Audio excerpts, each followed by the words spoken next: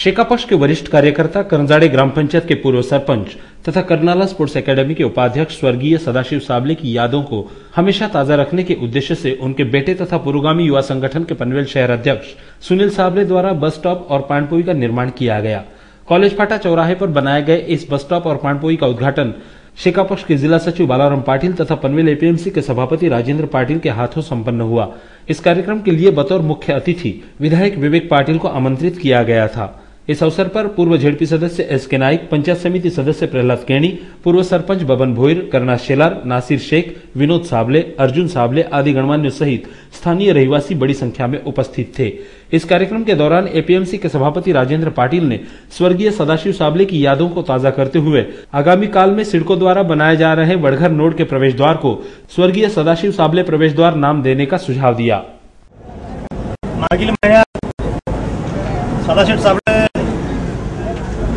यांची निर्गुणाची हत्या करण्यात आली। एका भ्याड हल्ल्यामध्ये सदाबाईंना त्यांचं प्राण गमावावं लागलं। शेतकरी कामगार पक्षाचा एक निष्ठावंत कार्यकर्ता आमच्यातनं गेल्यामुळं जे दुःख झाले, जी उणीव झाल्या, ती उणीव कधीही भरून निघण्यासारखी नाहीये।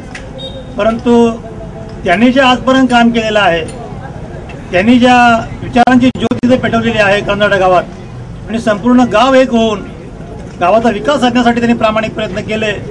परंतु काही नेतृत्वांना ते सहन झालं नाही आणि त्यामुळे त्याच्यावर हल्ला झाला। ते काही असलं तरी त्यांच्या पुत्र सुनील साबले आणि कुटुंबियांनी, ग्रामवासियांनी एक चांगलं काम हाती घेतलंय। जर कधी आपण इथं आला झाला गेलात तर सदाबाईंच्या नावाचं बोर्ड बघितल्यानंतर आम्हाला निश्चित अभिमान वाटेल। असं काम सुनील साबले आणि कुटुंबियांनी केलंय आणि मनापासून त्यांना मी धन्यवाद देईन।